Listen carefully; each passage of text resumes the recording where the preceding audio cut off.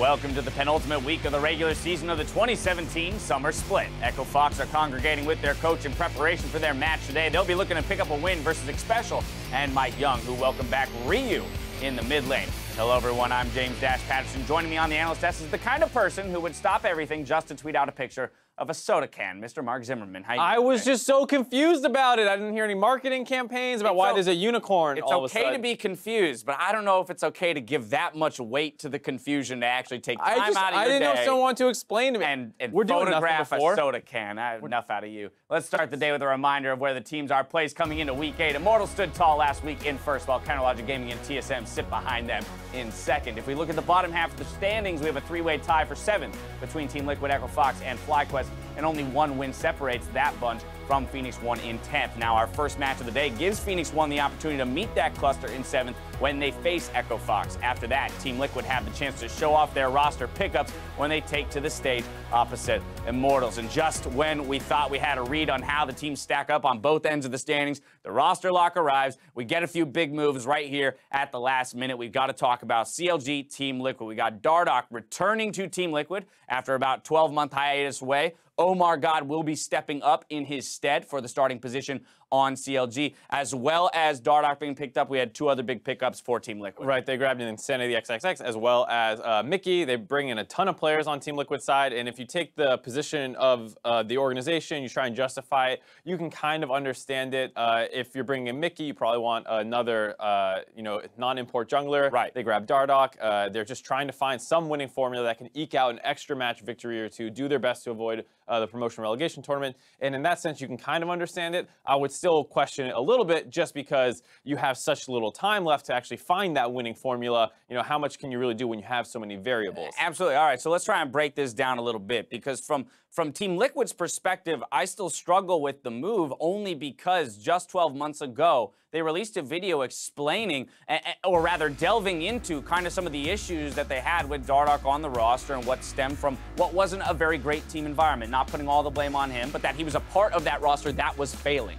Right, and at this point, he's been through 3 teams, and I'm not going to say that every environment was the best, and there's not some fault laid on the orgs or other players on teams, but at one point you realize that there's one common thread, there's one common variable here, and it's Dardoch, and it's getting to the point now where having gone through 3 teams and not even lasting longer than a split on the other 2 teams, arriving back at Team Liquid now, you're beginning to wonder, like, how many chances does this guy really have left? Exactly, right? You got to question the viability of him as a player in the North American LCS. Again, no one's questioning those glimpses of individual talent and brilliance that make us want to say he could be a superstar and the personality that kind of goes along with it. But if you can't find the environment for him to be successful, it's not going to matter. It's absolutely at the point now where, as a team looking at him, do you really think you're going to bring some crazy new technique, some level of understanding that these other 3 teams could not do, especially, you know, CLG, a team that has been known to really foster teamwork and focus on the greater picture as opposed to the individual. Right. Now, of course, as you mentioned, we're getting to the last couple weeks of the split, and it's about picking up those victories.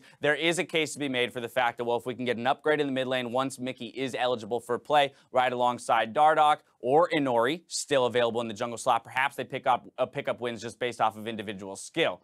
On the flip side, let's talk about Omar God, because this is a guy who now has to step up into pretty big shoes, if only because he's still on the 3rd place team. It's not a reference to Dardoch's play. It's the fact that CLG is in the conversation for a first-round bye up against TSM, but they got to move ahead in the standings. Well, the big thing is, based off what we've seen out of Omar God, I don't think anyone would claim for him to be an individual upgrade over Dardoch. And to be honest, he doesn't need to be, just because as long as he can do his role in the team, something that CLG heavily emphasizes, that's all that they need to focus on, because there should also be an added benefit with the rest of the team no longer having to deal with the tension in the environment that Dardoch brings. You should see a boost, hopefully, out of the rest of the team. And as long as he is close to Dardoch's level, the other 4 members should perform better. Right, and of course, his ascendance to that starting position comes here at the tail end of the split. 2 weeks left to go, vying for that first-round bye. Let's go ahead and take a look at strength of schedule for the top 6 teams.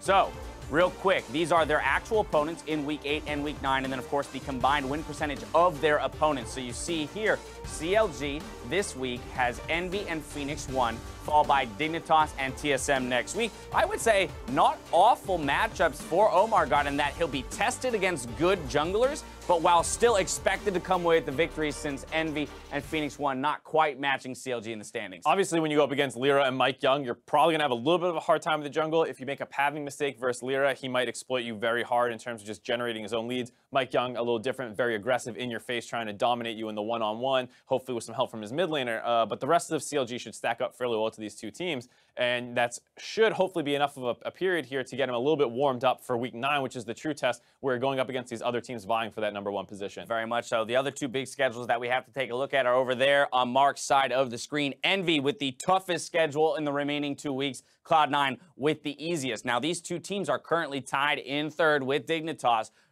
Definitely pushing for positioning here, remembering that third place 6th and fourth place 5th when we come to playoffs. For Envy, the scary thing is that you do have such a hard strength of schedule remaining. It's not so much that they're scared probably of getting knocked out of playoffs. I think at this point it's relatively secure. Right. But if you do lose to all these teams that you're expected to beat in playoffs, that is going to be a pretty tough mindset to get over. Right. You know, a week later, like, oh, that's your competition come playoffs. So if you can't beat any of these 4 teams, exactly, mentality moving into playoffs is definitely going to take a hit. Now, on the flip side, if they start picking up some games against those guys, the exact opposite can happen, and Envy could really find their groove. Similarly, for C9 side, they can find a groove because they have the easiest strength of schedule remaining. You get to build up a bit of a momentum heading into the playoffs, and if you do well enough and these other teams do struggle a little bit, you might actually somehow catapult yourself closer to the top of the standings. Maybe you find an easier playoff matchup than you would have faced if you continue to be in that kind of 4th through 6th position. All right, well, there you have it. Time now to see how the matches will play out as we send it over to our casters to kick off the day.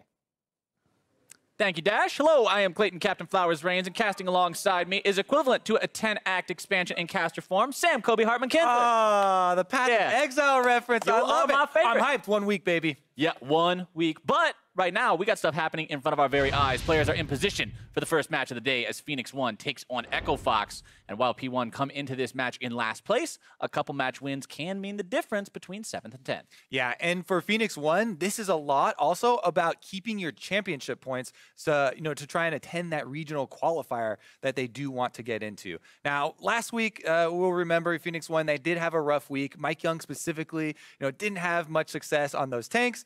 He's all smiles about it now, but he actually went 0-9-3 in their last series versus Team Liquid specifically. So he's looking to come back strong. And he actually talked about a little bit, you know, maybe overcorrecting for the new meta and buying into the, you know, full tank hype a little bit too much. Maybe we'll see him back on some Elise or some Nidalee. Well, he's definitely going to have to find some comfort in the patch today against Echo Fox, who start their same roster that they played last week against TSM. That is right. It is going to be Brandini and Shen. Now, Brandini, he is 1-5 as far as the game records. The statistics here for a lot of the subs for Echo Fox do not look good yet. They've been moving around a lot of these players, trying to find that right configuration. Mash is also 1-5 game record. You know, they have fairly low KDAs and pretty much across the board those stats because they haven't been finding success. Now, this is a team that is, you know, they have a lot of moving parts now, and they're trying to find the right configuration, but they're changing so many things at once that, you know, it may be hard to isolate what is the issue here. There are a lot of confounding factors in kind of the experiments that they're going through. And it can be so hard to iron all that out and find the core of those issues. But now we're going to jump into the starting lineups. On the blue side, Phoenix1 with Zig in the top lane, MikeYeung, the new start in the jungle, Ryu mid, Arrow bot, Xpecial supporting, and Coach Fly. And on the red side, it's Echo Fox. Up top is Brandini. In the jungle, Akaadian. Mid, Froggen. Bottom, Mash. Support, Gates. And Coach Inero on stage with them as usual. And these two teams, we talked about Phoenix1 being a couple match wins away from potentially overtaking somebody. There's a massive melee at the bottom right now with 3 different teams tied for 7th, and then Phoenix1 1 match win behind in 10th. Anything could happen based on these results. Yeah, it definitely is true that the teams at the bottom right now, you know, kind of the 4 bottom that are out of the playoffs can make a miracle run and break it into the top side. It does require some of those, you know, top 6 that we keep talking about losing a lot of games, but every win is critical right now for both of these teams. So they're definitely going to put it out all on the line. Here we go into Champion Select for the first time today. Phoenix1 and Echo Fox, both hungry for a win. 3-11 for Phoenix1, 4-10 for Fox. They'd like to bring this season a bit closer to even before it's all said and done. Yeah, I mean, Fox specifically are on a 5-series loss streak, and Phoenix1 are on a 4-series loss streak. So both of them looking to break those streaks here, and we'll take a look. We're still on 7-14, so we don't have any of those Urgot or any of those adjustments coming quite in, and we should have pretty much those standards banned we're used to. Kalista here has really made her way from first pick every game already into the bans now. Not going to let that one through to Phoenix1 either. Yeah, she's had such a big presence lately. Not surprised to see her banned away, along with the old gigantic presence in bottom lane. Caitlyn also banned out by Fox, as Phoenix1 takes their targeted bans towards LeBlanc and Elise. All right, not too many big surprises. Maybe we'll see actually zero extra focus here as far as the mid lane. It's all supports with the secondary bans, and even Zyra coming out here from Fox. Little bit different look, and they do let that Zac, the power pick, through. So MikeYeung, even though I talked a little bit about, yeah, maybe I was too quick on all the tank junglers, boom, you get one of the best. There you go. When you've got something as strong as Zac, it's hard to say, no, don't. We don't want to play tanks. Don't worry about that. The thing is now, you're trading back a lot, right? Because Maokai and Cho'Gath are also two of the very, very strong tanks right now, along with like Sejuani. So the power level of a lot of those champions is actually closer and closer. And Fox do immediately pick up that Maokai that has seen so much success. Just the guaranteed engage is incredible if you do start to get a lead, and then they also pick up disengage for the Janna in case they do need to buy some extra time. It's a classic case of when one thing is really strong, you got to make sure that it's picked or banned all the time. But when everything's really strong, if everything's OP, nothing's OP, because they're all OP together. Yeah, the classic Dota style, I guess. Give everybody the biggest guns. Yep, if you got a big gun and I got a big gun, we are both going to have a close contest. Maokai and Zac picked up as the tanks for these two teams. You mentioned the Janna on the side of Fox. Blitzcrank and Jayce picked up for P1, as Sivir is the final pick in the first rotation for Fox. Yeah, Fox look like they have a very solid, team fighting composition here. The classic Sivir, really accentuates Maokai's engage and, run down comps like that. Meanwhile, on Phoenix1, fitting in the Jayce for Zig is very interesting because this, technically, it still can be flex mid to Ryu. And I do really like, early first round or first half of the, pick phase, pickups up those flexible picks that can be switched into the mid lane for, a different look here. But right now, they're looking like they want to work off some early pressure. Blitzcrank thrives when he gets to get early roaming and can roam away from the lane. And Jayce, whether he's mid or top, being able to flex that into an advantageous matchup should be also to be able to get some pushing power. A couple of top lane bans coming out during the second part of the ban phase. Rumble and Poppy banned out, as well as a Draven ban from Fox, further targeting the AD carry pool of Arrow. Yeah, trying to get a lot of them off the board here. Jhin still very popular. Into Maokai is maybe a bit of a deterrent because he's not the best at killing tanks, but it is just a single tank, and I don't think a single member on the front line like that is gonna really scare you away from the pick, especially if they do want to be kind of early game oriented. Thinking about a couple different things here for Arrow. Hovering over the Ezreal, hovering over the Vayne. Yeah. Both not the kind of things you would expect. Yeah, exactly, because Ezreal on live on 7:15 gets a little bit of a bump, I think, or maybe that's even on the PBE, so it's out in the future, but not quite here yet. So as I was saying before, Jhin definitely was going to be the go-to here. One tank Maokai on the front is annoying, but that's not going to be the end all. What I'm talking about, though, double armor penetration here, lethality from Jayce and Jhin. Yeah.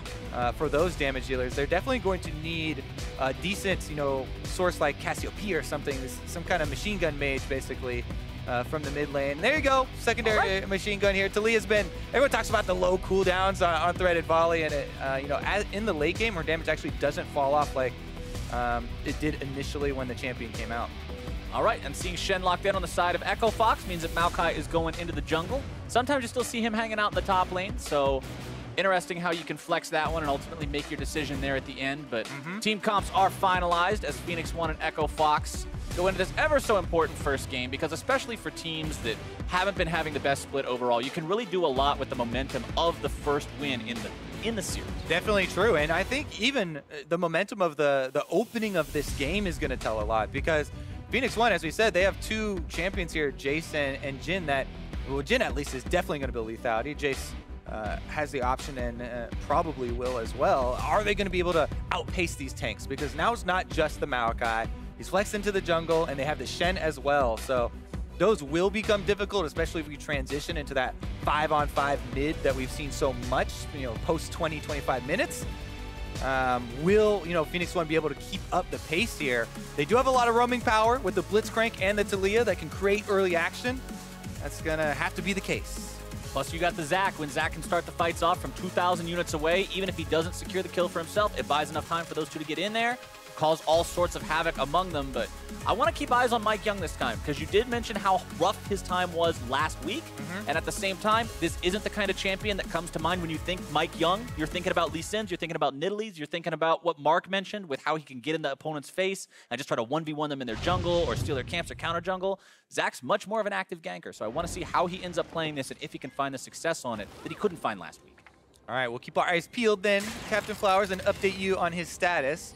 Zac, as you're talking about the power of his ganks, they really take off once you get a lot more, you know, levels in this elastic slingshot. As you're well aware, the mid lane is his lane of choice to gank, because you have so many angles, but you know, he also can get creative around those side lanes over the tri-bush and you know, even come from behind if you're trying to circle around. One thing to remember this game too, because Froggen is on that Corki, meaning he has the package, he can take a combat summoner spell along with his flash, so he'll have the exhaust if there is a dive or gank or any other attempt on his own life, as he trades back and forth with Ryu here in the mid lane and gets himself back before it impacts his lane at all. Yeah, throwing out a couple of jabs here for both of them. Pretty decent trade as everybody backs. Only deep ward really is Phoenix1 get one on the blue buff, which is going to alert them that Maokai is not starting on the bottom side.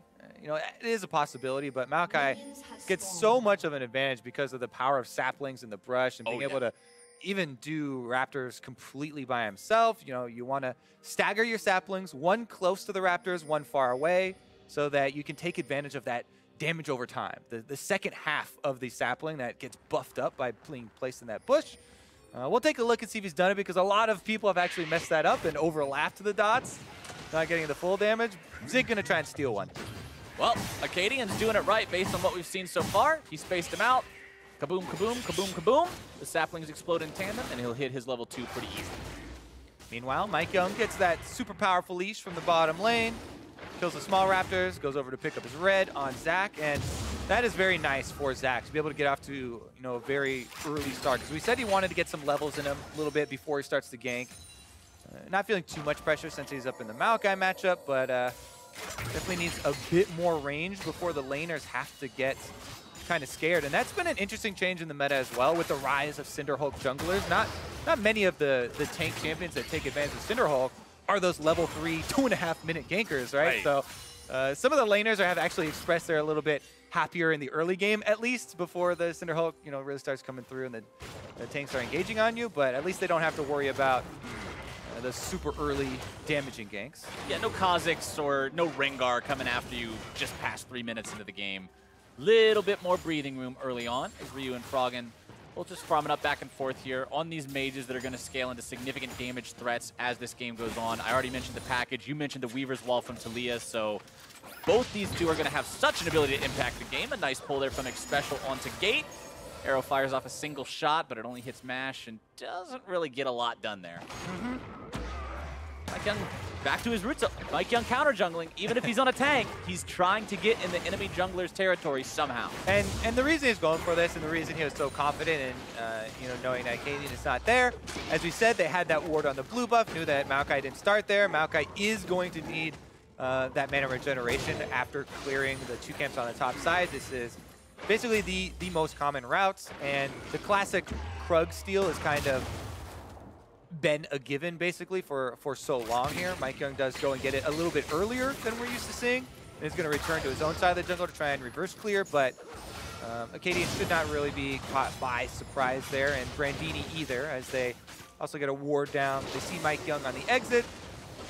Both junglers level 4, no problems really encountered early, but MikeYeung's next stop could be towards mid lane. That's why Ryu, if you look at the mini-map, he's hovering to the bottom side. Because they know that MikeYeung's on the top side. They know that Zach, even this early in the game, does like to gank mid lane. But you can outrange this early elastic slingshot. When he's only got 2 levels in it, just hover to the opposite side of that mid lane. You should be able to react easily, and Froggen, especially on Corki, feels very safe there. Right, you've got the Valkyrie, even if you get yourself in too much trouble. Even if Valkyrie's not enough, he's still got both summoner spells up and available. It'll be very hard to put this guy in a truly compromising spot, at least until there's a bit more oomph behind that elastic slingshot. Akaadian clears his own jungle out, back to those Raptors for the second spawn. So many times, especially back in the days of those junglers you were talking about, those aggressive warrior junglers, you would see them invade each other's camps, especially trying to steal away that second Raptor camp around 4.5 minutes if they could. Another nice pull from Xpecial in the bottom lane, though. Gate taking some damage yet again, but Arrow eats some boomerangs there from Mash. Yeah, the only thing is that all these hooks are on the Janna, are on Gate here, and Janna's happy to just continually chug potions here. Xpecial going in for the knockup to set this one up, though. Deadly Flourish blocked by the Spell Shield, but that means that Mash doesn't have it to block a pull. Gets himself out of the way of that danger before it becomes a possibility. Fan vote pretty close today, Kobe. 60% for Echo Fox, 40% for Phoenix1, which honestly is a bit surprising considering how much hype this team had coming back from Rift Rivals. Everybody was saying, MikeYeung, he's the dude who's going to bring it back. Phoenix1, they're looking fierce, they're looking ferocious, and then it just didn't happen domestically. It was so exciting watching Phoenix1 at Rift Rivals and coming out of the gate, just aggressive play style, constant engagements, MikeYeung going off in the early game, and not only did the teams they're playing against change when they came back to NA, but also the meta changed when they came back to NA, and they really kind of dropped off a bit of a cliff here. Looking to right things, though. Xpecial and MikeYeung want to get that combination gank in to the bottom side. Janna and Sivir is so annoying to gank, though, because of the ways that they have to get out of it. Here we go. Lands on There Mash. they go. Looking to pull him back in. Stand United onto Mash, making sure he stays safe, but blowing those summoner spells could go a long way for these guys. Yeah, it looks like Zig interrupted the Stand United. It doesn't really matter. Honestly, Brandini is kind of happy that it was interrupted because Mash already flashed out. And that's kind of the scenario where you get a little bit of a facepalm when your bottom lane flashes away at the same time your Shen just hit level 6 and uses ultimate. He's like, I'm ready, we can turn this around. But now it's on cooldown, plus the flash is on cooldown. That's actually quite significant for Phoenix1. I'd say successful move, even though there's no kill and there's not a tremendous amount of pressure. Those are some good cooldowns that they were able to burn here off the side of Echo Fox, some defensive ones. We'll see if they can remain offensive here for Phoenix1 and continue to try and create more aggressive plays. And discoordination like that and those sorts of situations where it seems like a little bit better communication might have made for a much better play are one of the things that constantly gets questioned about Echo Fox, as now the catch here onto Gate, who blows his flash to get away. But when you're running so many substitutes like this and so many swaps like the Echo Fox roster is, each individual player has less time to practice with each individual other player, so those synergies just aren't built up the same way they would be if you had a permanent 5-man roster. Yeah, that's such an interesting topic too, as far as talking about player synergies, because the ideal scenario is that you get to a point where you don't actually have to say very much information. You don't have to take up much airtime in the communications of the team to communicate important points like that. Yes, it would be ideal, like, hey, I'm about to hit level 6, on the next minion wave with Shen. Hey, if they gank you, be ready, we can turn this around, stuff like that. Or if, as you're saying, you played with the person for a long time, they only have to tell you, like, you're good. And that's it. And the rest of the airtime can be, saved for other information that does need to be communicated. On the other hand, just talking about, hey, we're getting ganks. Do you have, anything available? Can be pulled off pretty quickly. Significant CS advantage down here in the bottom lane for Phoenix1, which, honestly, Phoenix1's bottom lane so far this split hasn't been what a lot of people were hoping it would be, considering Arrow was MVP in Spring Split. Considering this guy was looking so impressive, his summer performance hasn't been on the same level. Yeah, as you're talking about their struggle since they came back from Rift Rivals, that was definitely another part of it. Akaadian through to the river, doesn't go find that pixel control ward though. And leaving that standing actually does remove quite a few options for any of these dragon plays that are kind of approaching here. You know, as we crest the 10-minute mark, this starts to get more and more lucrative, I'd say, especially with you know, Stan United coming back off cooldown pretty soon here. The bottom lane playing defensively until that does happen, though. You can see Mash and you know, Gate backing off appropriately.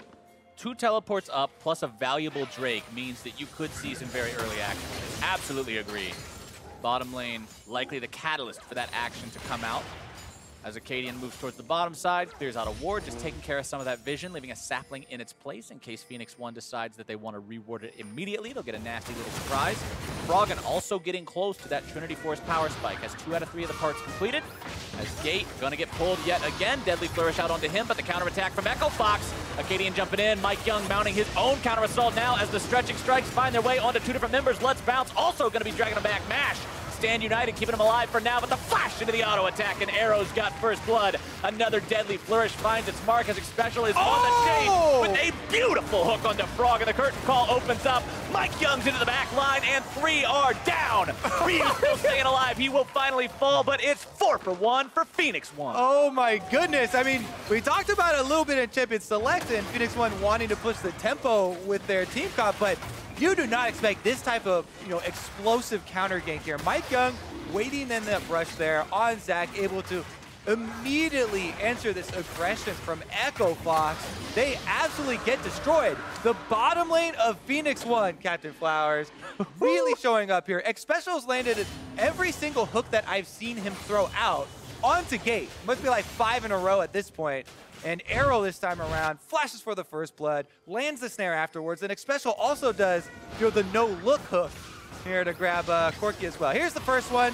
They land the hook. He lands the snare afterwards. MikeYeung is charging up the whole time. And even though he doesn't even initially jump onto Mash, he still gets the, you know, knockback there as he drags him in, allowing Arrow to flash for that. They land the snare, and then Xpecial moves up right next to him, making Froggen feel like there's no way this guy is going to go for me with the hook. Able to land that one as well. And a really, really big pickup here for Phoenix1 that's going to accelerate their game. Arrow must have heard me saying his performance was not as good in Summer Split, because 2-0-2 on a Jhin now, only 11 minutes into the game, doing the most damage in that last team fight. Phenomenal showing from him, hitting 2 different Deadly Flourishes to make sure they secured those kills. And a little bit of what we talked about as far as why, you know, they're going to look to be more proactive early. Jhin, as we said, lethality right off the bat. You know, Ghost Blade's his first item here for Arrow. Really effective. You could see in that early fight, and he only even had the serrated Dirk at that point. It wasn't even the fully completed Ghost Blade, but so much more, you know, damage output as far as the kit of Jhin early on and the build path than this Sivir, because Sivir's building into crit multipliers and wants to be that late game beast, right? Ricochet's flying around with all those big crits that you're used to, but definitely allows Phoenix1 to play off that power early on in the bottom side with the nice counter gank there from MikeYeung.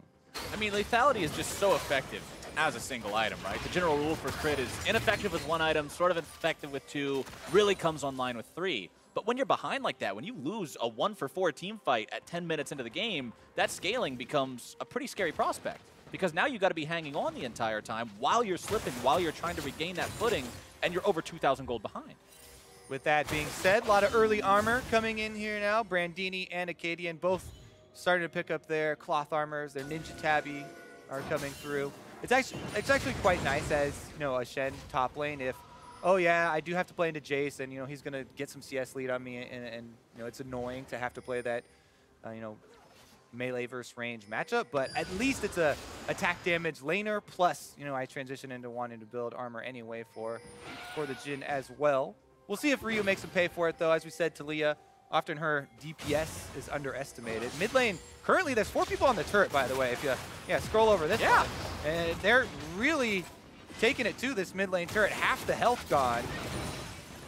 Phoenix1 made that rotation without taking down the enemy tier 1 bottom lane first, which is the usual play that you would see. Brandini flashing to go for the solo kill onto Zig here, who's trying to get himself away, but the acceleration gate almost does the trick. Not quite. He absolutely gets demolished here, and the Shen gets the solo kill onto Zig. He's going to feel pretty bad about that one. Really nicely played there by Brandini. And we talked about as well, you know, the subs here for Echo Foxes. They're trying to rotate through, switching all these different guys up. There's a lot that goes into it. This one is Zig interrupting that teleport. It was going to be a flank play in the mid lane, and that was completely overzealous by Zig. Take, what was that, 2 or 3 tower shots? It was and a lot. Easy for Brandini to chase him down. He's happy to take that one because there wasn't even a guarantee that the mid lane flank was actually going to pay off. And definitely going to be able to use this solo kill gold to fuel his Sunfire Cape. Almost there. He's able to get more armor on top of his Vami Cinder. Pretty much totally fixes the situation you were talking about where you feel bad as the Shen having to give up the multiple creeps to the Jayce in lane, get bullied around a lot. Well, that bullying doesn't mean anything if you get a massive golden EXP influx from grabbing a solo kill. Yeah, I mean, even though the Black Cleaver's completed, which is, you know, kind of one of those annoying points for the Shen, actually feeling quite decent about where he's sitting now. His Stand United is also available, so even though his teleport was interrupted, Echo Fox still have, you know, counterplay opportunities available to them to try and get back up into this game. One of them they're going for now with Froggen getting some damage onto Ryu there. Had Akaadian and Gate right behind him, but Ryu was safe enough. Froggen does have that Trinity Force I was talking about earlier, so that power spike is online for this Corki, makes him very, very scary in a team fight, especially if he can stay in the back and get off a lot of those rockets. Despite the single kill up in the top side, Zig still maintains control over that, kind of the nature of Jayce versus Shen. Unless he falls incredibly far behind, he'll still always be the commander of the tempo up there in that top part of the map, as MikeYeung has his own jungle invaded by Akaadian, but he's got plenty of help nearby to keep that safe. Yeah, Echo Fox, you can see they're trying to set up for the next Drake spawn, moving in, trying to get some red quadrant vision here over Phoenix1 inside their jungle, but they get chased out. Phoenix1 able to clear out some of the wards. Not quite enough, though, and they're actually going to meet up in the river here. Maybe they go for another pull from Xpecial. He's been hitting them this game, mostly on the gate, but he has been hitting them. And that's a quality target, too. Sometimes people really don't value hits onto the support and pulls onto the support, but he's continually burning summoners off of the Janna. And then Janna's actually a very big part of keeping those double backlines safe. You know, Froggen and Mash relied pretty heavily on Gate to not only keep them safe, but also, you know, assist in buffing up their damage. We'll see as well if the Ardent Censer is our next item for Gate. Should definitely be the Rush. That item is absolutely tremendous at this point. Dive in mid lane, MikeYeung jumps in, tries to slam Froggen into the turret, but doesn't quite have the range to make the slam go all the way. More pressure from P1 in the mid lane, though. They really want this turret. Yeah, down to 33% here for the turret. And remember, the first turret gold is still available. 17 minutes in, but now we have an engage on the Xpecial. Uh-oh, Xpecial a bit far forward, sidestepping away from those cats, but he still gets taken down, and now Arrow's the one who's going to be in trouble, dying for the sins of his support with him. 2 kills over the way of Echo Fox. And they didn't even have to use their Stand United to make it happen. Brandini still has it plus his teleport available, so just like that, Echo Fox get to claim the Cloud Drake for themselves and retain map pressure. Tragedy for Phoenix1 getting the bot lane caught out there. Giving away that Cloud Drake keeps that elemental count even between the two teams. So if we do see one of those long scaling attrition war type of games, the Elder Drake is going to be equally powerful for both, at least based on the current standings. Not one team running away with both of those. Ryu still trying to clear out mid lane here, falling behind in CS. Has now completed Morello Namicon, though, so will be a bit more close in power to Corki. But here's a replay of the catch. And this is huge because Ryu was at 30% life and extremely low. So Echo Fox know that even if he joins the fight, they're going to have a huge, huge advantage in it. Akaadian on Maokai just charges right in. Very nice team coordination there from him. Akaadian didn't even have to blow his flash on that Maokai, so they have a lot of options. Even though the gold's still in Phoenix1 favor, it's looking a little bit scary for them as far as the race to this first turret gold, because the team fight that's going to break out over whoever tries to siege up on that first turret, you know, this Sivir empowered front line of Echo Fox is already online and ready to roll. I mean, Sivir, when you've got 2 gigantic tanks in a tank meta, especially one of which has point-and-click CC, very, very threatening if those two can get on top of you like that. We've seen Maokai's have a tendency towards building Righteous Glory these days with how strong that item is to help him get in range. Sivir's just like a second Righteous Glory for him. There you go. Doesn't even have to build Righteous Glory. He can get more team fight power in building into the locket so early for his squad. That being said, all the turret health very low. Nice taunt there onto Arrow, who does get himself back in time. Now it's a 3 versus 1 here on to Brandini, who has to flash back, but he gets pulled right back into the mix. Tries to go back onto Arrow, making a 1-for-1. Arrow flashing away, and he dies. Brandini makes it 1-for-1. He's able to take it down. What can the rest of Echo Fox do to answer? They just lost the first turret gold, but they should be able to get mid lane on top as well. Zig is pushing top side. This could be a 2-for-1 Phoenix1 turret trade. That being said, those turrets were all of the outer turrets already heavily weakened and were very close to being toppled. So Phoenix1 get a little bit of that gold, but they did as well give over a counter kill here and the flash on Arrow. So Arrow's flash. Jhin is definitely vulnerable. In a 3 versus 1, and he still dies, is really not a good omen for how these team fights may play out. They've got to make sure they're protecting him. I mean, you pick the Jhin. This is a champion that you know has to be protected. It's got to stay safe. But then Brandini just manages to get the kills onto him. Just enough damage to him. Brandini flashes the snare, gets pulled back in, and he's like, okay, I guess I'm in here for life. Gonna go for the kill. It's his only option, and he's able to find it. Definitely feels good about that one right before he goes down. Summoner spells were used as well. The Ignite on Xpecial. Not to be underestimated, so a couple of them burn there. But look at that, 10-2 in 2017 summer for Phoenix1. If they're ahead at 20, just means because they've had such a poor record this split, they're often not ahead at 20. But when they can find an early game that's successful for them, it means they're not struggling transitioning that into a full-on win. And a lot of the victories for Phoenix1 with those early game comps that we saw earlier in the season was a different meta as well. And as we said a couple times here, you know, with the Maokai and the Shen, it makes life for Jhin much more difficult as we get further and further into the game. So we'll see how Arrow plays it further. He definitely ran into some problems, and now having to work without a flash, it's not going to be the best case scenario. They are going to try and topple the mid lane turret, though. T1 sieges up. Pull in there onto Akaadian, who fires off the ulti. Now looking to lead the charge there into the middle of the fight onto the Phoenix1 lines as Echo Fox continues pushing. Let's bounce onto Brandini. Might be able to take him down first. Ryu grabs the kill. Deadly Flourish not finding anyone. Shock Blast going to be finding 3. Zig taking a lot of damage from Froggen. Now trying to retreat in his own right as MikeYeung jumping back onto both Froggen and Akaadian. Echo Fox disengages, only losing 1. Pretty big plays here from MikeYeung, able to get the kidnap kill and goes back in. Oh, they want even more. Heal popped onto Xpecial, keeping him alive, but Ryu comes over the wall and the damage is there. Akaadian falls as Gate is the victim of Arrow's damage and the 3rd casualty of Echo Fox. Oh, they're not done yet. Froggen actually looked like he wanted to leap over for another kill, but Phoenix1, he got 3 more for themselves.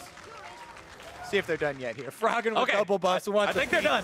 Froggen's aggressive. He wants revenge, but I don't think he's going to get it unless Ryu might be tempted fate. Nope. Okay. Honestly, though, that was quite well played there from Phoenix1 and MikeYeung specifically. Nice focus fire for the team to be able to burn them down. You think that, oh, they pulled in the Maokai. That's actually not bad for Echo Fox on the front line. Maokai immediately pops a bunch of the shields, but they actually take down the tank here, and a lot of the DPS comes from Ryu. You know, this magic damage source, because there's so much armor built, but not that much magic resistance, definitely huge. MikeYeung, that's the 2nd big play, by the way. He was the one who also kidnapped Brandini with his ultimate, then goes back in for the lockdown, and kind of sets this one up. Nice snare there from Ryu, or from Arrow. Ooh, that rocket was really, really close. Ryu barely walking away from that one. 2-1-4 on this Taliyah, though, so doing a bang-up job so far on this champion. Meanwhile, back to the split push race. Oh, yeah. Teleports are available, and we do have, you know, a lot of potential for something to break out around mid lane. Mash's ultimate's back up for Sivir. Blitzcrank is always kind of an instant engagement button here for Xpecial with how accurate he's been on his hooks so far. Max range taunt, grabbing its way onto Zig as Froggen arrives via the package, so Arrow can't turn this into a 2v1. 2v2 is too scary right now for Phoenix1, so they back away. Infernal, though. Let's get started again. Fiesta Drake is online. Let's see who's willing to fight over it, and it looks like it's Phoenix1 with a nice pull onto Akaadian, but the cats come out. They can't finish him off in time. still barely walking away as Phoenix1 needs a bit more if they want to make this successful, but the rockets from Froggen will keep them at bay. Weaver's wall comes out, blocking off the escape route, and yet another pull from Xpecial to get Phoenix1 the kill. Nice wall there to able to, you know, corner Gate and be able to get another kill. Inferno Drake starting up here for Echo Fox, though. Akaadian needs to heal up off the Drake. He needs to go hit it for the passive. Echo Fox is saying, we lost one, but we're actually willing to take this fight. They grabbed the objective. They've got the better of this trade so far. Phoenix1 needs to get at least one more kill if they want to make this happen. Brandini into the entirety of the Phoenix1 lines. MikeYeung knockback, arrow flashing away. Brandini still alive. The stand united out onto Akaadian, but he's going to be brought down. The tank line has fallen.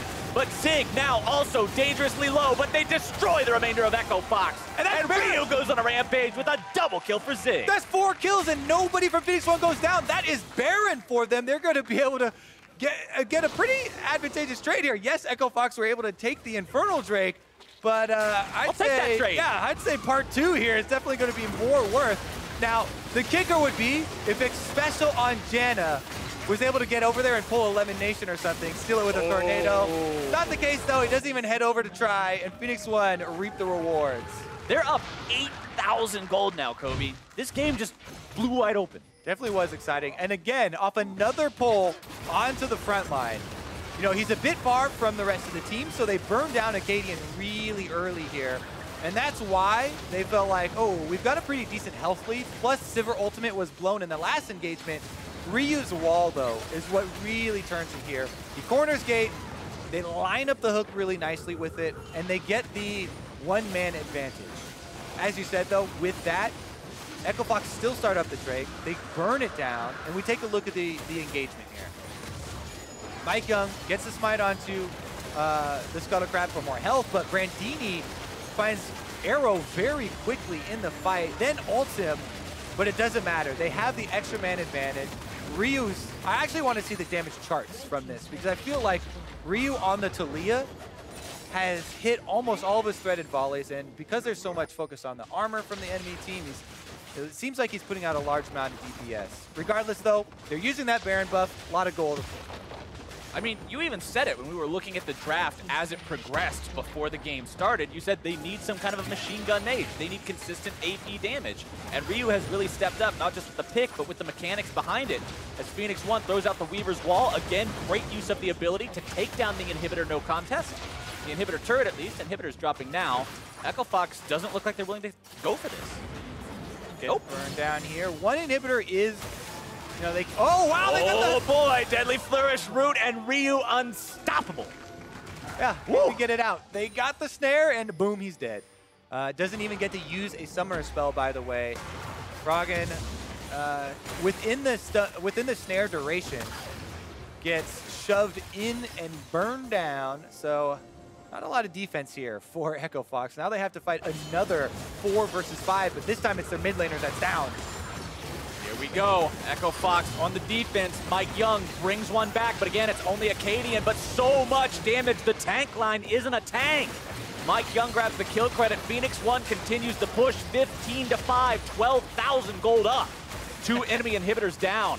And this may just be the game. I mean, Froggen's back up so they can try and mount the defense, but Baron buff on Phoenix1 means they're going for broke. Xpecial again could land one big hook and just end the game right here. Brandini on the front line, but not for long. Curtain Call opens up, the damage comes down. Zig goes on a killing spree, and Echo Fox scrambles to try to keep themselves alive. Froggen rooted up, tossed back, the seismic shove. Again, gonna force the package out defensively. Echo Fox needs some kind of a miracle, Kobe, but I don't think they're getting one today. Phoenix1 wants this victory, and they want it quickly. Echo Fox 4 men strong versus the 5-man squad of Phoenix1. They take down MikeYeung, and that should be the call to back from P1. Let's see if they can get the engage here. Echo Fox, Froggen flashes forward! Oh, Ryu taking down the double kill by the very end of the boomerang for Mash. Xpecial speeding up to get away. Echo Fox will settle with those 2. Woo. So Echo Fox have bought themselves some time to farm, but their base is in ruins, and this is going to be a very difficult comeback. Have a long way to go here. I mean, you can always like try and bank on late game Sivir and just go farm for late. We need to get more crit multipliers in here, but he's a full item behind Ryu at this point. And Ryu on Jhin already has the Infinity Edge plus Rapid Fire Cannon. We've seen the amount of burst damage he can put out. Take another look at this fight though. The crit bounce here as well as the rockets, is just what takes out MikeYeung. He has no passive available. You know, one rocket and one bouncing crit there from Mash takes it. Then Froggen flashes him, gets him low enough. Really combining nicely here for the backline of EchoFox, combining for 2 kills. EchoFox breathes a sigh of relief because their Nexus is still alive, but it's not that good of a sigh because they're still in a really rough spot to try to find a win here. With 1 inhibitor down, 2 inhibitors down, excuse me, 1 left to be pushed on, and the rest of Phoenix1, they know that. They realize they can just mount this push. And it's really interesting to watch them melt these tanks too, because Xpecial starts it out with a hook. That buys you extra time with kind of free DPS on the tank. Zig has built full tank killer Jayce here with Blade of the Ruin King, plenty of armor penetration, and we talked about Rio as well. Same for him. So Phoenix1 shouldn't really have any problems burning through any frontliner. That's why Xpecial is happy to hook in whoever is closest. Nobody's safe. They could just burn him down. Phoenix1 still sieged up here. The Weaver's Wall, you just saw it come out, but they only got about half the turret. EchoFox did a good job of clearing away the minion wave, so Phoenix1 didn't feel comfortable just bursting this one down like they did in the other lane. Now the Shock Blast will continue to fire off. Phoenix1 will continue to try to find their chance here. Baron spawning in under 2 minutes. Mountain Drake now live, so if they do decide this siege isn't going to work out, there are other options for this team. Plenty of options here. Time is on their side. Arrow just going to go up and start the burn on that turret as well. Double lines of super minions is difficult for a Shen to deal with. He doesn't have Titanic Hydra. It's just the regular Tiamat and the Sunfire burn, so they don't have a lot of time either. Mash and EchoFox trying to hold that line, popping the Sivir ulti and everything else. There's no Nexus turrets left either, so no help from anything clearing those minions away once they make their way into the base. Phoenix1 knows that. It's why they continue hanging out outside this tier 3.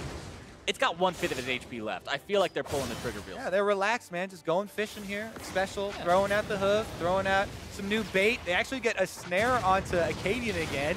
And another wall, which means the tier 3 falls. Now, they actually want to force the fight onto the inhibitor itself. Doesn't look like it. Traps being thrown down. Arrow and the rest of Phoenix1 backing away.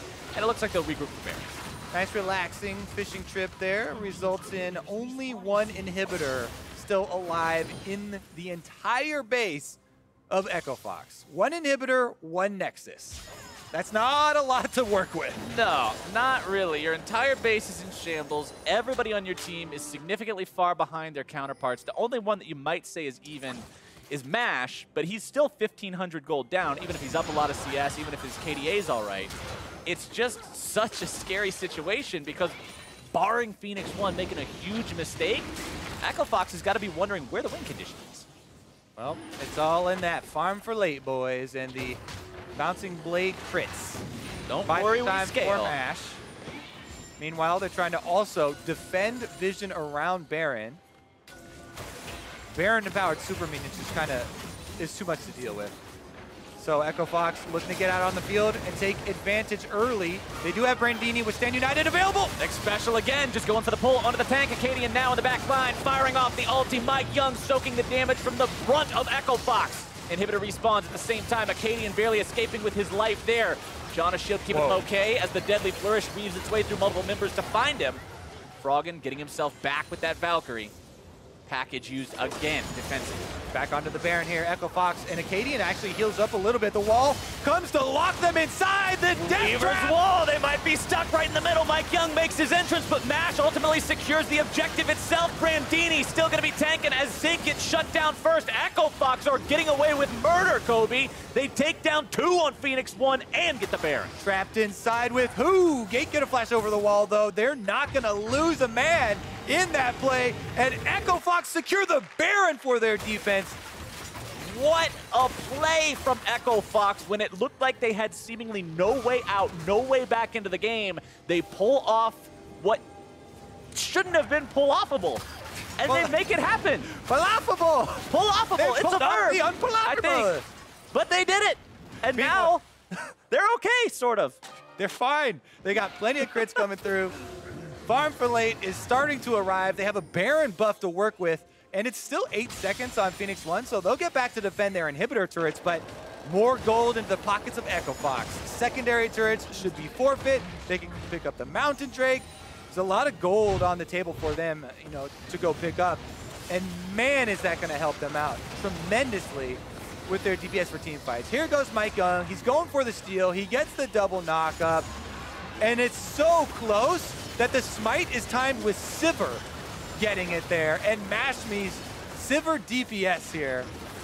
You said it. 2 of the crit items here, along with Infinity Edge, come through. And he's finally able to put out the big numbers.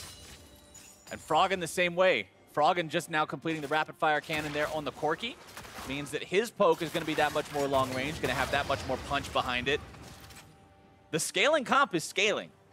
And we're getting to the point where Phoenix1 really has to start considering how much damage they're going to be taking in these fights if they continue to pull tanks. They're not so far ahead with a 12,000 gold lead anymore that they can just sit on it and say, okay, we'll pull whoever, we'll start whatever fight we want. They've got to start making sure they're doing smart fights, or they just may throw this game yet. Mash is going to be #1 priority. MikeYeung has to go for him. Xpecial has to look for the hooks on him. This Sivir is going to destroy your team. Ooh, no pull. Not that time. Xpecial dialing him in all game, but now not quite finding the mark as Echo Fox pushes into the Phoenix1 base and just obliterates the inhibitor turret. Inhibitor doesn't take much more effort as they walk away. They've got Brandini. He's moving down bottom lane. They can just wait for extra pressure to mount here. 4-1 split. Baron buff empowered with the Shen. Feels quite nice. Even going to look for a little bit of a pick themselves here. Sivir ultimate's avail. No, it's not actually. So it's not going to be regular speed walk up. Mike goes a little bit far forward. Elastic slingshot to get himself away. TP channeled. Brandini wants to get in there. Will not go for the taunt onto the enemy tank. Thinks that's just a little bit too risky. I'd have to agree with that one. Echo Fox decides to call it instead. Yeah, thank goodness there for MikeYeung that Sivir ult was not available and he is able to get out. But it just goes to show how quickly the tables have turned, right? And that's why we put so much emphasis on the, yeah, but keep in mind, there's always the but what if. We're scaling here with the very powerful front line. All it took was that one mistake from Phoenix1 to allow Echo Fox to grab the Can they do the blast code correctly? They can! But now Akaadian caught out alone! The Cats come out, seeing if he can contain them long enough. Akaadian brought down. Phoenix1 may have been able to find their fight. Blast cone fail for Echo Fox. Unlucky. Phoenix1, though, got their pick. That's 40 seconds without Maokai up. Check the tapes. Who popped that one? I think it was Mash, maybe. Is he the one who just kind of threw Akaadian's life away? We're gonna see. Somebody's got to get the blame for this. Okay. Captain Flowers. Detective Captain Flowers is on the. Wait. This was before you were promoted. Your original position. Yeah. Get it Don't there. just be captain of the force. I'll take over play while you do that. Okay. All right. Super Minions stand no chance versus Ryu. Here we go. We're hacking to the replays. They get the root down on him. Froggen's in place. Mash is in place. Akaadian is not, and it's Froggen who does it. Oh, he pulled the trigger. Yep. Froggen decides that Akaadian has made too many mistakes this game. Lord Froggen giveth and Lord Froggen taketh away. Don't get on his bad side, or he's gonna blast cone you back into the enemy team. He was like, Greg, you ready to come in next game? Ejects Akaadian. Well, Echo Fox is still in a much better spot than they were a little while ago. 4,800 gold Baron power play to even this game out a little bit. Only 6,000 gold separates the teams now. And honestly, we're closing in on the point where builds are nearly as good as they're going to get. A lot of people are hitting 5 items, potentially even close to 6. I see some slots over here for Echo Fox to fill in. Builds are definitely capping out for Phoenix1, but Echo Fox, they just keep on finding money. They've had great day after great day. Walking down the street, another $20, another $20. Go home, everybody's in the couch. Look at Mash. He's happy to continue to add more items here to this Sivir build. Now he's got lifesteal as well. He's actually surpassed Arrow in levels now. Level 16 Sivir ultimate, and there it is. There we go. Echo Fox pulling the trigger, trying to win right here. Xpecial already down. Echo Fox trying to push this comeback all the way. Nice but they lose Akaadian. 4 versus 4. Brandini on the front line. Ryu providing the threaded volleys. Mash again, so critical in these fights. 1 for 1. All right. MikeYeung again is able to punish Echo Fox for letting the Zac through. And honestly, you're talking about keeping your eye on Mike. I think he's done very well as far as the front line here for Phoenix1. And as far as being able to play this Zac, a lot of people have not even put time into practicing on Zac since he's so frequently banned. But he's definitely coming out with some big plays here, keeping Phoenix1 in it. 71 to 65,000 gold. And Echo Fox shows no fear either. This isn't a team that's just sitting in their base hoping that they can get a counterattack on Phoenix1. They were the ones pushing this entire thing. Yeah, Sivir ultimate flash on Akaadian was used as well. They did only take out the Blitzcrank though, which, although, you know, pulling hooks on people and isolating them late game is very important. Once you're in the 5-on-5 full commitment and engage, Blitzcrank doesn't add a tremendous amount to your actual team fight. Most of his value is in isolating an enemy target. So, you know, burning him down first as far as the 5-on-5 goes is not good team fight shot calling. It's not good, you know, initial target to burn down. We'd much rather actually have any other target be your first, even the Zac, actually. Here we go, though. Gonna go for him. Echo Fox again with a trigger pull. Akaadian gonna be dragged away from the rest of the team, isolated like you were talking about, Kobe. Let's bounce into the back lines. Akaadian still soaking it up. From behind comes Brandini on top of Ryu. Echo Fox still chasing this, but now disengaging, making sure they don't overcommit. Both teams know the next big team fight is probably gonna end this one. I love it when Baron and Elder Dragon are both ready, but the bases are open. No inhibitor turret. Phoenix1 are getting charged down through the river. Froggen wants to get one of those big crits with the static shiv and the rapid fire cannon. Echo Fox with the priority over mid lane now. Phoenix1 off to the side. MikeYeung seeing if maybe there's a way to get in there with some stretching strikes, but needs his health bar to regenerate a little bit as well. The tanks, the front line on Phoenix1, not healthy. Also, though, Phoenix1 have a triple wave on top side that is going to pressure that inhibitor. So Echo Fox, even though they're moving up the mid lane, they're gonna have to deal with this in some way. Send someone back, you know, get Brandini over there. Oh, Xpecial walking a bit too close. Akaadian starting this fight off. Xpecial falls to Froggen. Echo Fox gets one. Are they gonna look for more? Sivir ultimate, timing out. Froggen jumping in there, trying to find whatever damage he might be able to. Flashes over the wall, wants to go for Ryu. Deadly Flourish out onto the Echo Fox mid laner, juggling him back, Stand United down, but Froggen goes too far. Arrow getting himself away. As Zig now in the middle of 4 Echo Fox members drops as well. 1 for 2, a double kill on the side of Echo Fox for Akaadian. There are 3 Phoenix1 members down, and this is likely game. It's just the carries left alive. They're going to have to pull out some magic here because MASH is taking down the Nexus turrets. Weaver's Wall comes out, but the Maokai ultimate also fired off just as a zoning tool. They jump on top of Eru. Ryu's going to be next, and ladies and gentlemen, Echo Fox pull off the comeback and will take down Phoenix1. What an opener to this series. Echo Fox looking to break themselves out of that 7th place tie at the bottom of the standings and separate themselves from the rest. What a fantastic comeback from this team, being as behind as they were at one point. 2 inhibitors down, no Nexus turrets, 12K deficit, and they come back and are the ones to find the enemy Nexus. That is incredibly impressive from this team, and it shows a coordination and ability because we critiqued them earlier saying you sometimes don't have that synergy, you don't have that coherent 5-man unit when you have this sub-situation in the way that it is, but this team just demonstrated the ability to work together as a team and get through a really nasty situation. Kind of. It's definitely a struggle, them. The journey, it was a struggle. They learned a lot on the journey, I would definitely say. That's the best kind of journey. And they got 400 CS on Sivir.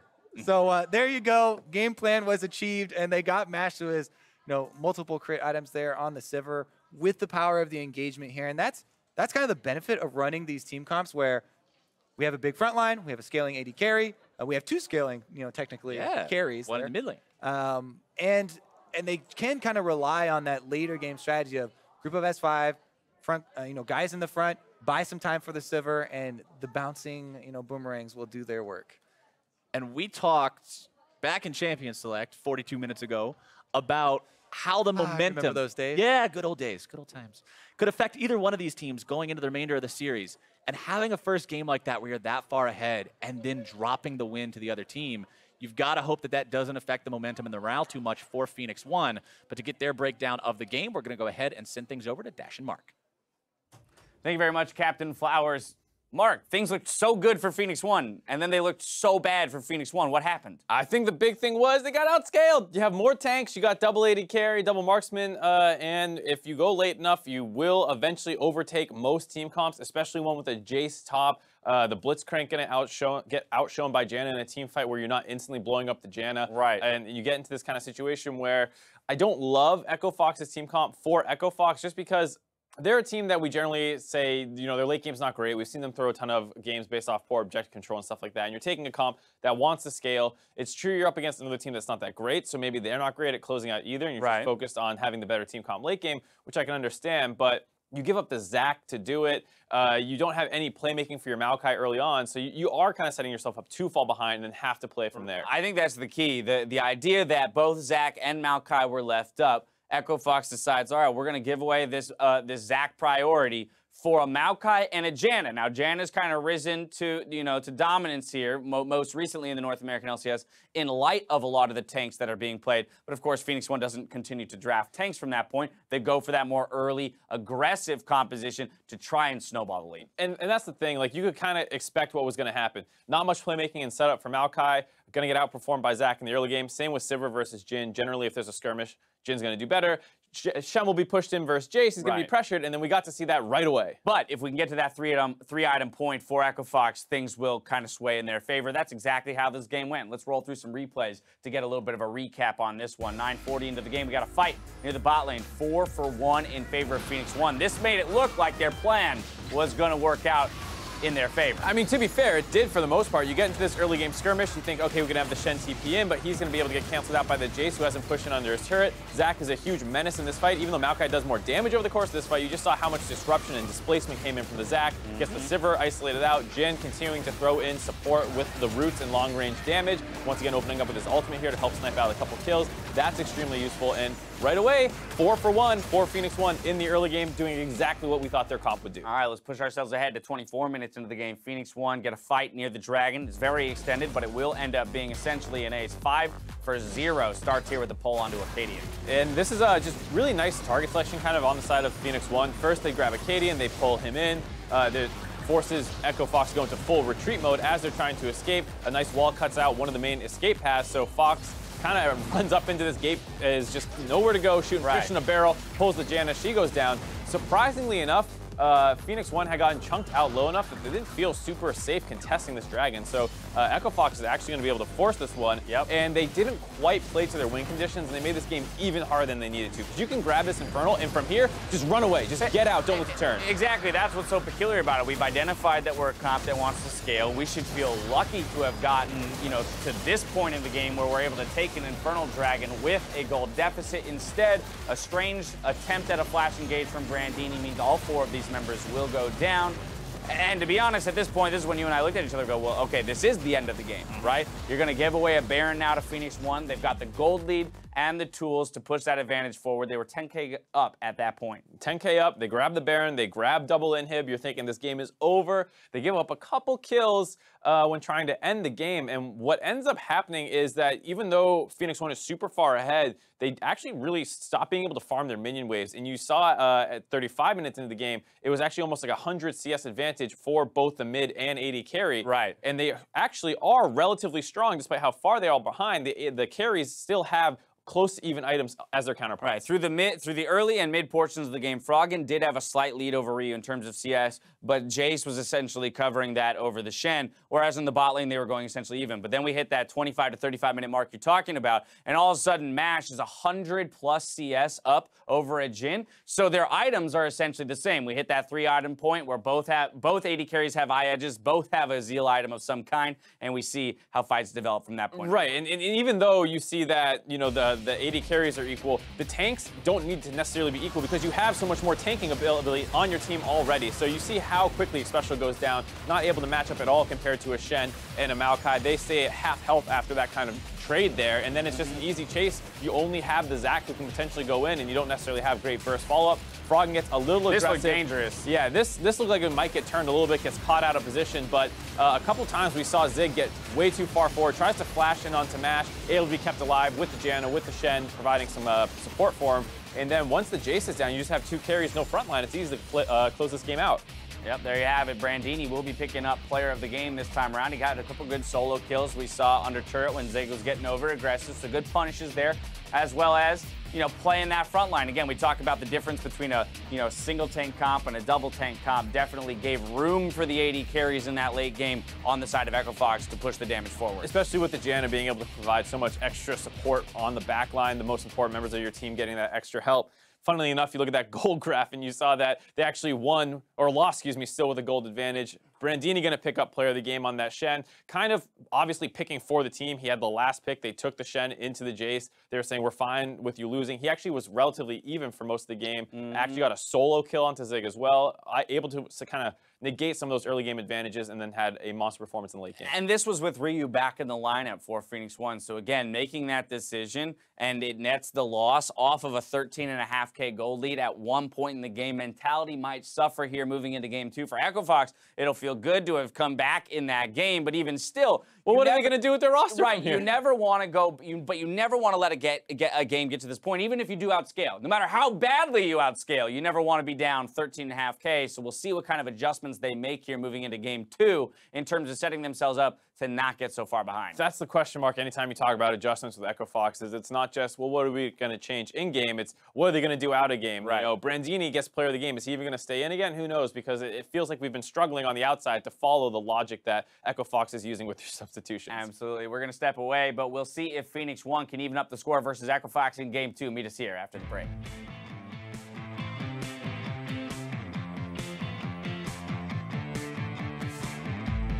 Kobe Bryant just added me, guys. Oh, shit. Don't respond, Brandon. It's a trap. Oh, so I have to remove him. Yeah. No, just don't respond. No, if I add him and remove him, then it sends a message. Another deadly flourish finds its mark as Xpecial is on the Jayce with a beautiful hook onto Froggen. The curtain call opens up. MikeYeung's into the back line, and 3 are down. I got him. I cannot. Okay. I got this guy. I got these guys. Okay. Hitting. Nice, Janna. Hey, Dad. The tank line has fallen, but Zig now also dangerously low, but they destroy the remainder of Echo Fox. I got it. Front to back, guys. Front to back. I'm on Jayce. Back. I need a run. I'm good. I'm on Zach. I'm on Zach too. Refine. As Zig now in the middle of 4 Echo Fox members drops as well. 1 for 2, a double kill on the side of Echo Fox for Akaadian. There are 3 Phoenix1 members down, and this is likely game.